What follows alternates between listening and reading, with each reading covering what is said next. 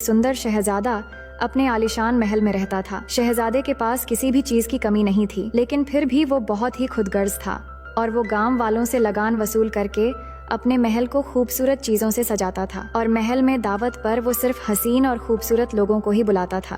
फिर एक रात तूफान से बचने के लिए एक बिन बुलाया मेहमान उसके महल में आती है और शहजादे को तोहफे में एक गुलाब देती है, पर उसके बदसूरत चेहरे को देखकर शहजादे ने उस तोहफे को ठुकरा दिया। ये देखकर वो बूढ़ी औरत शहजादे को समझाते हुए कहती है कि खूबसूरती सूरत में नहीं बल्कि दिल में होती है। लेकिन जब शहजादा बदतमीजी से बाज नहीं आया, तभी वो बदसूरत बूढ़ी औरत अचानक एक खूबसूरत जादूगरनी में बदल गई और वो जादूगरनी समझ गई थी कि शहजादे के दिल में प्यार बिल्कुल भी नहीं है। इसलिए शहजादे को सजा देने के लिए वो उसे एक श्राप देकर बीस्ट यानी एक दरिंदे में बदल देती है और पूरे महल और वहाँ रहने वालों सभी पर एक जबरदस्त जादू कर देती है। लेकिन इस श्राप से मुक्ति पाने के लिए जादूगरनी बीस्ट को एक गुलाब का फूल भी देती है और कहती है कि इस जादुई गुलाब के आखिरी पंखुड़ी गिरने से पहले अगर तुम्हें किसी से प्यार हो जाती है और वो भी तुमसे प्यार करती है तो तुम फिर से एक बार बीस्ट से इंसान बन जाओगे। लेकिन अगर इस गुलाब की आखिरी पंखुड़ी गिरने से पहले ऐसा नहीं हुआ तो फिर तुम अपनी पूरी जिंदगी एक बीस्ट बनकर बिताओगे। अब इसके बाद कई साल गुजर गए और उस शहजादे को कोई याद करने वाला नहीं रहा, क्योंकि जादूगरनी ने उसके अपनों के दिमाग से उसकी यादें पूरी तरह से मिटा दी थीं। इसके बाद हमें एक गांव दिखाया जाता है जो महल के पास में ही होती है और इसी गांव में एक लड़की रहती थी जिसका नाम था बेल। उसे किताब पढ़ना बहुत ही अच्छा लगता है क्योंकि कहानी उसकी एक अलग ही दुनिया है। और उसी गाँव में एक लड़का भी रहता है जिसका नाम है गैस्टोन। वो बेल को बहुत पसंद करता है और उसे शादी भी करना चाहता है, पर बेल उसे बिल्कुल भी पसंद नहीं करती। लेकिन गैस्टोन बहुत कोशिश करता है बेल को मनाने के लिए, मगर उसे कुछ भी हासिल नहीं होता। फिर हम बेल के पिता को देखते हैं जो एक इन्वेंटर होते हैं और वो एक दिन शहर जाते हैं सामान खरीदने के लिए, लेकिन वापस आते समय वो जंगल में भटक जाते हैं और जंगल के रास्ते में कुछ भेड़िया उनके ऊपर हमला कर देते हैं। पर वो उन भेड़ियों से बहुत मुश्किलों के बाद बचते हुए उसी महल की तरफ चले जाते हैं जिस महल में वही बीस्ट रहता है। अब महल के अंदर आने के बाद वहाँ पर कोई भी नहीं होता, लेकिन यहाँ पर आग जल रहा होता है और खाने के टेबल पर बहुत सारा खाना भी रखा होता है, जिसे देखकर वो खाने लगते हैं। तभी अचानक उनके सामने एक कप आकर बातें करने लगता है, जिसे देखकर वो डर के मारे बाहर चले आते हैं और अपने घोड़ा लेकर वहाँ से जाने लगते हैं। तभी वहाँ एक पेड़ पर बहुत सारे खूबसूरत गुलाब देखकर उसमें से एक गुलाब को वो तोड़ लेते हैं, क्योंकि घर से आते समय बेल ने उन्हें एक गुलाब का फूल लाने के लिए कहा था। लेकिन तभी वहाँ पर बीस्ट आ जाता है और उन्हें पकड़कर बंदी बना लेता है, क्योंकि बेल के पिताजी ने गुलाब चोरी करने की कोशिश की थी। पर तभी उनका घोड़ा वहाँ से भागकर सीधे घर में चला आता है और बेल उसे देखकर समझ जाती है कि उसके पिता किसी मुसीबत में है। इसलिए वो घोड़े को साथ में लेकर अपने पिताजी को ढूंढने के लिए निकल जाती है और वो घोड़ा बेल को रास्ते दिखाकर उस महल के बाहर ले आता है। इसके बाद बेल महल के अंदर आती है और अंदर आते ही वहाँ पर रखे एक कैंडल स्टैंड और एक घड़ी आपस में बातें करने लगते हैं और कहते हैं कि देखो ये कितनी खूबसूरत लड़की है, ये शायद वही लड़की है जो हमें जादू से मुक्ति दिलाएगी। तभी बेल इन दोनों की बातें सुन लेती है और कहती है वहाँ पर कौन है, और थोड़ा सा घबरा जाती है क्योंकि वहाँ पर कोई भी इंसान नहीं था। इसके बाद वो कैंडल स्टैंड और घड़ी के पास आने लगती है और तभी उसे अपने पिता की आवाज सुनाई देती है। तो कैंडल स्टैंड उठाकर वो ऊपर की तरफ चली जाती है जहाँ पर उसके पिता को बीस्ट ने बंदी बनाकर रखा था और उसके पिता उसे देखकर कहते हैं ये एक जीता जागता महल है, तुम यहाँ से चले जाओ इससे पहले कि वो हैवान तुम्हें देख ले। पर इससे पहले बेल वहाँ से निकल पाती तभी वहाँ पर बीस्ट आ जाता है, जिसे देखकर बेल डर जाती है। पर वो बीस्ट से कहती है मैं अपने पिता से मिलना चाहती हूँ, उन्हें छोड़ दो। जिस पर बीस्ट कहता है कि तुम्हारे पिता ने मेरा गुलाब चुराया है, जिसकी सजा उम्र कैद है, और अगर ये दरवाजा एक बार किसी के लिए बंद हो गया तो दोबारा ये दरवाजा कभी भी नहीं खुलेगा। लेकिन बेल कहती है कि मुझे अपने पिता से एक आखिरी बार मिलने दो, जिसके बाद वो बेल के लिए दरवाजा खोल देता है। तभी बेल अंदर जाकर अपने पिता को बाहर धकेल देती है और दरवाजा बंद कर देती है, क्योंकि बीस्ट ने कहा था कि एक बार दरवाजा बंद हो गया तो दोबारा कभी नहीं खुलेगा। जिसके बाद बीस्ट बेल के पिताजी को कुछ न करके बाहर ले जाकर छोड़ देता है और बेल उस कैद खाने में ही रह जाती है। अब कुछ समय के बाद कैंडल स्टैंड आकर वो दरवाजा खोल देता है और बेल के सामने आकर बात करने लगता है, जिससे बेल डर जाती है। तभी वहाँ पर वो घड़ी भी आ जाता है और बेल से कहता है कि हाँ, यहाँ पर सभी चीजें बात कर सकते हैं और डरने की कोई जरूरत नहीं है। जिसके बाद वो बेल को अपने साथ चलने को कहते हैं। दरअसल ये सभी पहले इंसान ही थे, जिसमें से कोई महल का नौकर, पहरेदार या और भी बहुत सारे लोग थे। पर जादूगरनी ने जब श्राप दिया था तो शहजादे के साथ साथ महल के सभी लोग कोई ना कोई चीजों में बदल गए थे, और ये लोग बदलने के बाद भी अब चल फिर सकते हैं और बातें भी कर सकते हैं। इसके बाद ये दोनों बेल को ले जाकर एक कमरा देते हैं जहाँ पर वो रह सके, क्योंकि इन सभी को लगता है कि बेल ही शायद वो लड़की है जो इन सभी को श्राप से मुक्ति दिला सकती है। वहीं जब बीस्ट को ये सारी बातें पता चलती है तो वो कैंडल स्टैंड और घड़ी के ऊपर गुस्सा होता है। तभी घड़ी उसे कहता है कि शायद यही वो लड़की है जो हम लोगों को श्राप से मुक्ति दिला सकती है, इसलिए तुम्हें उसके पास जाना चाहिए और उससे प्यार से बात करना चाहिए।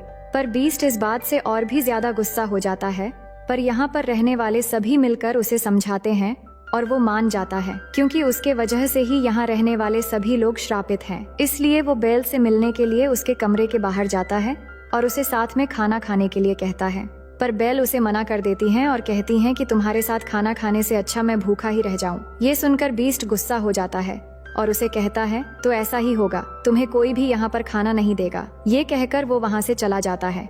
उसके बाद वो उस जादुई गुलाब के पास आता है जिसका आखिरी पंखुड़ी गिरने के बाद वो हमेशा के लिए एक बीस्ट बनकर रह जाएगा, और वो देखता है कि उस गुलाब के बहुत सारे पंखुड़ी अब तक टूटकर गिर चुके हैं और बाकी पंखुड़ी भी बहुत ही जल्दी गिरने वाले हैं। वहीं दूसरी तरफ हम देखते हैं कि बेल के पिता वापस अपने गांव में चले आते हैं और गांव वालों को उस महल के बारे में कहने लगते हैं और बीस्ट के बारे में भी कहते हैं, पर उनके बातों पर कोई भी विश्वास नहीं करता और सब मजाक समझने लगते हैं। लेकिन यहाँ पर गैस्टन उन्हें कहता है कि मैं तुम्हारी बातों पर विश्वास करता हूँ, मुझे वहाँ लेकर चलो, मैं तुम्हारी बेटी को बीस्ट के पास से छुड़ाकर वापस लेकर आऊंगा। वहीं महल के अंदर हम कैंडल स्टैंड, घड़ी और बाकी सभी चीजों को देखते हैं जो बेल के लिए खाने की तैयारी करते हैं और बेल की मेहमान नवाजी करने के लिए उसे खाने पर बुलाते हैं, और सभी मिलकर गाना गाते हुए बहुत अच्छे से बेल के सामने खाना पेश करते हैं। और खाना खत्म होने के बाद बेल को अपने कमरे में जाकर आराम करने के लिए कहते हैं, पर बेल अपने कमरे में न जाकर महल की एक दूसरे कमरे में चली जाती है जहाँ पर वो जादुई गुलाब रखा हुआ था। वहाँ जाकर वो उस गुलाब को छू कर देखने वाली होती है। तभी वहाँ पर बीस्ट आ जाता है और बहुत गुस्सा होकर कहता है, तुम यहाँ पर क्या कर रही हो? तुम्हें अंदाजा भी है उस गुलाब को छूने से क्या हो सकती थी? ये कहकर वो उसे डांट कर वहाँ से चले जाने के लिए कहता है। ये सुनकर बेल रोते हुए महल से बाहर चली जाती है और एक घोड़ा लेकर अपने घर की तरफ जाने लगती है, पर जंगल के रास्ते में कुछ भेड़िया आकर उसे घेर लेते हैं और इससे पहले कि वो भेड़िया उसके ऊपर हमला करके उसे मार डालते, तभी बीस्ट वहाँ पर आ जाता है और इन भेड़ियों से लड़ने लगता है। हालांकि वो सभी भेड़िया भी उसे घेर कर मारने की कोशिश करते हैं, लेकिन आखिर में वो सबको डराकर वहाँ से भगा देता है, मगर वो खुद भी बहुत घायल हो जाता है। अब बेल उसे घायल देखकर उसे बचाने के लिए ना चाहते हुए भी फिर से उस महल में चली आती है और महल में ले आकर बीस्ट की मरहम पट्टी करती है और उसकी देखभाल करने लगती है। और वहाँ पर रहने वाले सभी ये देखकर बहुत ही खुश हो जाते हैं, क्योंकि सभी चाहते हैं कि दोनों के बीच में प्यार हो जाए, जिस वजह से उन सभी को श्राप से मुक्ति मिल जाएगी। इसके बाद हम गैस्टन के दोस्त और उसके साथ बेल के पिता को देखते हैं जो उस महल की तरफ आ रहे थे, पर जंगल में आकर उन लोगों को महल में जाने का रास्ता नहीं मिलता, जिस वजह से गैस्टन बहुत ही गुस्सा हो जाता है और बेल के पिता को कहता है, दरअसल तुम्हारे दिमाग की हालत अब ठीक नहीं है, यहाँ पर कोई भी महल या बीस्ट नहीं है, ये सब बकवास है, इसलिए हमें वापस चलना चाहिए। और वो बातों बातों में ये भी कह देता है कि मैं तुम्हारी बेटी से शादी करना चाहता हूँ। ये सुनकर बेल के पिता उसे कहते हैं कि मैं जब तक जिंदा हूँ तुम्हारा ये सपना कभी भी पूरा नहीं होगा। ये सुनकर गैस्टन बेल के पिता के सामने बहुत बदतमीजी से पेश आता है और उन्हें थप्पड़ मारता है, जिसके बाद उन्हें एक पेड़ के साथ बांधकर अपने दोस्त को लेकर वहाँ से चला जाता है ताकि रात में भेड़िया आकर उसे मार डाले। लेकिन अगले दिन सुबह वहाँ पर आगाती नाम की एक लड़की आती है जिसे गांव से निकाल दिया गया था। वो आकर बेल के पिता को छुड़ा लेती हैं और उन्हें गांव में वापस लेकर जाती है। वहीं महल में उसी दिन सुबह बीस्ट की तबीयत थोड़ी सी ठीक होती है। तभी बेल उसे एक शायरी सुनाती है, जिसे सुनकर बीस्ट कहता है, क्या तुम पढ़ सकते हो? जिस पर बेल कहती है कि हाँ, मुझे कहानी की किताबें पढ़ना बहुत ही पसंद है। ये सुनकर बीस्ट उसे अपनी लाइब्रेरी में लेकर जाता है जहाँ पर बहुत सारे किताबें रखे होते हैं, जिसे देखकर बेल बहुत खुश हो जाती है। जिसके बाद बीस्ट उसे कहता है कि तुम चाहो तो यहाँ पर रह सकते हो और अब से ये सब तुम्हारा है। जिसके बाद बेल यहीं पर ही रुक जाती है और धीरे धीरे दोनों के बीच दोस्ती होने लगती है और दोनों एक साथ महल में घूमते हैं और बेल उसे किताबें पढ़कर सुनाती हैं और बीस्ट बेल के साथ में गाना भी गाता है। फिर एक दिन बीस्ट बेल को एक जादुई किताब दिखाता है और कहता है कि इस किताब को छूकर तुम जिस समय में जाना चाहती हो जा सकती हो। जिसे सुनकर बेल कहती है कि मैं पेरिस के उस समय में जाना चाहती हूँ जिस समय में अपनी माँ से अलग हुई थी। और जब वो बीस्ट के साथ उस समय में जाती है तो उसे पता चलता है कि उसकी माँ को प्लेग हो गया था। इसलिए बेल के पिताजी को उसके माँ ने ही कहा था कि बेल को यहाँ से कहीं दूर लेकर जाने के लिए, ताकि उसे भी ये बीमारी ना लग जाए। अब बेल को ये पता लगने के बाद वो बहुत दुखी होती है, जिसके बाद वो बीस्ट को लेकर अपने समय में वापस चली आती है। अब दूसरी तरफ हम देखते हैं कि बेल के पिता वापस गांव में चले आए हैं और वो सभी को बताते हैं कि गैस्टन उन्हें जंगल में मरने के लिए छोड़कर आ गया था। लेकिन गांव का एक आदमी बेल के पिता से पूछता है कि क्या आपके पास इसका कोई सबूत है, जिस पर वो कहते हैं आप लोग आघाती से पूछ लो, उसी ने मुझे जंगल से बचाकर यहाँ लाई है। पर गैस्टन इस बात से इनकार कर देता है और कहता है कि इस लड़की की गवाही नहीं मानी जा सकती क्योंकि इसे गांव से बाहर निकाल दिया गया है। और वो कहता है कि असल में इनकी दिमागी हालत ठीक नहीं है, इसलिए इनकी बेटी भी इन्हें छोड़कर चली गई है। और गैस्टन का दोस्त भी इस बात का झूठा गवाही देता है, जिस वजह से गांव वाले भी गैस्टन की बातों पर विश्वास कर लेते हैं। और अब सभी लोगों को लगता है कि सच में बेल के पिता के दिमागी हालत ठीक नहीं है और पागल खाना भेजने के लिए जोर जबरदस्ती गाड़ी में डालकर बंदी बना लेते हैं। वहीं दूसरी तरफ हम देखते हैं कि बीस्ट और बेल वापस आने के बाद कैंडल स्टैंड बीस्ट से कहता है कि तुम्हें बेल को कह देना चाहिए कि तुम उससे प्यार करते हो। पर बीस्ट कहता है कि वो कभी भी मुझ जैसे दरिंदे से प्यार नहीं करेगी। लेकिन यहाँ पर बोलने वाले सभी चीजें मिलकर बीस्ट को समझाते हैं और उसे अच्छे से तैयार भी करते हैं। और दूसरी तरफ बेल को भी बहुत खूबसूरती से तैयार किया जाता है। असल में वो दोनों महल में डांस करने वाले हैं क्योंकि बेल को डांस करना बहुत ही पसंद है। इसके बाद दोनों मिलते हैं और गाना गाते हुए डांस करते हैं। फिर डांस करने के बाद बीस्ट कहता है कि मैंने कई सालों के बाद डांस किया है और मैं इस एहसास को भूल ही चुका था, और साथ में बेल के डांस की भी तारीफ करता है। तभी बेल उसे कहती है कि उसके पिता ने उसे डांस करना सिखाया था, जिसे सुनकर बीस्ट कहता है कि तुम्हें उनकी याद नहीं आती। तो वो कहती हैं कि हाँ, मुझे उनकी याद तो आती है, पर मैं क्या कर सकती हूँ, मैं तुम्हारे कैद में जो हूँ। जिसे सुनकर बीस्ट उसे कहता है कि मेरे पास में एक जादुई आईना है जिसमें तुम किसी को भी देख सकते हो। इसके बाद बेल उस आईने में अपने पिता को देखती है, जहाँ पर गांव के लोगों ने उसके पिता को बंदी बना लिया है, जिसे देखकर बेल बहुत ही परेशान हो जाती है। जिसके बाद बीस्ट उसे गांव में जाने के लिए कह देता है और जाने से पहले बीस्ट उसे वो जादुई आईना दे देता है और कहता है कभी भी तुम्हें मेरी याद आए तो तुम मुझे इस आईने में देख लेना। जिसके बाद बेल वो जादुई आईना लेकर वहाँ से अपने गांव की तरफ निकल जाती है। लेकिन इस बात से महल में रहने वाले सभी चीजें और बीस्ट उदास हो जाते हैं। दरअसल बेल के चले जाने पर सभी ये सोचने लग जाते हैं कि अब वो वापस कभी नहीं आएगी और उनकी श्राप कभी भी खत्म नहीं होगी। और इसी के साथ बीस्ट भी उदास हो जाता है क्योंकि वो बेल से प्यार करने लगा था। इसके बाद बेल गांव में चली आती है और देखती है कि उसके पिता को गांव के लोगों ने बंदी बनाकर ले जा रहे होते हैं। तभी बेल उन सबको रोकती है और गांव वालों को समझाने की कोशिश करती है कि मेरे पिता पागल नहीं है और सच में जंगल पर एक महल है और उसमें एक दरिंदा भी रहता है। लेकिन फिर भी गांव वाले विश्वास नहीं करते, इसलिए बेल गांव वालों को विश्वास दिलाने के लिए उस जादुई आईने में सबको बीस्ट का चेहरा दिखाती है, जिसे देखकर गांव वाले डर जाते हैं। लेकिन बेल सभी को कहती हैं कि डरने की कोई जरूरत नहीं है, तुम जिसे दरिंदा समझ रहे हो असल में वो दिल का बहुत ही अच्छा है और वो किसी को भी नुकसान नहीं पहुंचाता। जिसे सुनने के बाद गैस्टन समझ जाता है कि बेल अब उस दरिंदे से प्यार करने लगी है, इसलिए वो गांव के लोगों को भड़काने लगता है और डराकर बीस्ट को मारने की बात करता है।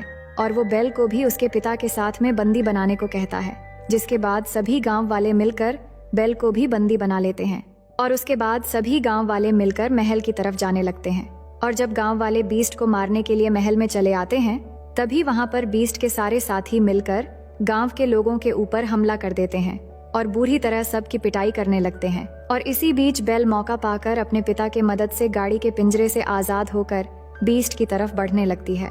दूसरी तरफ गैस्टन बीस्ट के पास जाता है, जहाँ पर बीस्ट उदास होकर बैठा हुआ था और जाकर उसे कहता है कि तुम्हें क्या लगा दरिंदे, बेल तुमसे प्यार करती है, तुम ऐसा सोच भी कैसे सकते हो कि वो तुम जैसे दरिंदे से प्यार करेगी।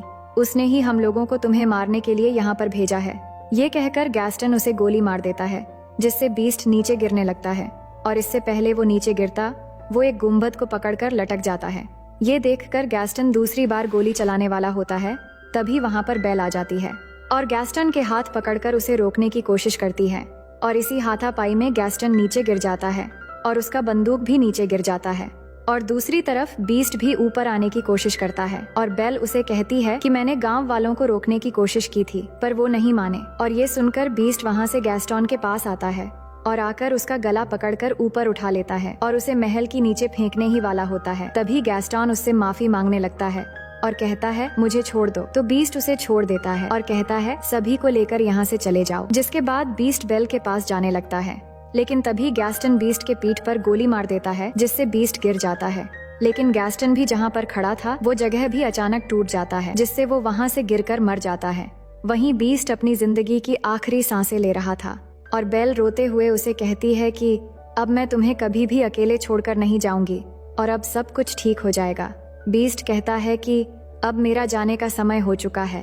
तभी गुलाब की आखिरी पंखुड़ी भी गिर जाती है और बीस्ट भी पूरी तरह से खामोश हो जाता है और उसके साथ में वहाँ पर जितने भी उसके साथी थे वो एक दूसरे से बात करते हुए एक एक करके वो भी हमेशा के लिए खामोश हो जाते हैं और बेजान हो जाते हैं। और यहाँ पर बीस्ट की ये हालत देखकर बेल बहुत ही दुखी हो जाती है और वो उसे कहती है कि मैं तुमसे बहुत प्यार करती हूँ। ये कहकर वो बीस्ट को एक किस करती है। तभी वहाँ पर आघाती आती है जिसे गांव वाले ने निकाल दिया था और ये वही जादूगरनी थी जिसने शहजादे को श्राप दिया था। और जब वो देखती है कि बीस्ट को किसी से प्यार हो गया है और वो लड़की भी उससे प्यार करती है, तब वो अपने जादू से बीस्ट को फिर से वही खूबसूरत शहजादे में बदल देती है, जो देखकर बेल बहुत ही खुश हो जाती है और उसके पास आकर उसे किस करती है। और इसी के साथ ये पूरा महल भी श्राप मुक्त हो जाता है और फिर से एक खूबसूरत और आलीशान